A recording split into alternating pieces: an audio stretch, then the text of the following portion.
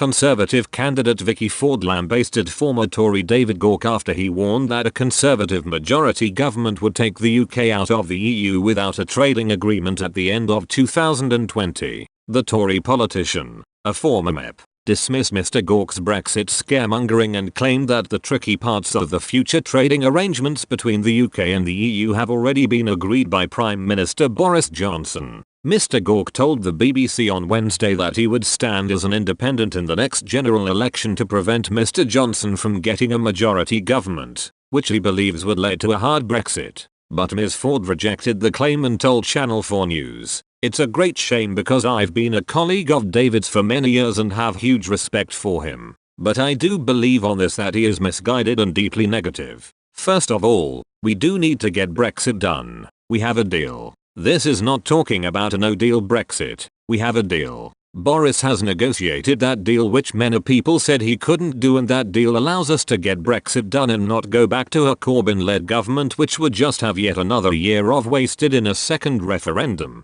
she added. "All the tricky parts of a free trade agreement have already been agreed, not only by us but by the 27 other countries as well. That's already being agreed as part of the package that Boris Johnson has agreed with the EU 27. So all the tricky parts have been agreed. We've had a trade department that's been working for the past 3 and a bit years on getting the details right as well. So that can be done. I was a member of the European Parliament for 8 years, right in the thick of negotiations with the EU, and I have seen how when they need to act fast, they can act fast." Former Tory MP David Gauke, whose whip was scrapped after he voted against Boris Johnson's government with 20 other Tory rebels, claimed a Conservative majority could lead to a very hard Brexit and leaving the EU with no deal would be disastrous for the prosperity of this country. The former Justice Secretary said he would contest the South West Hertfordshire seat he has held since 2005 as an independent candidate. Asked why he was standing as an independent,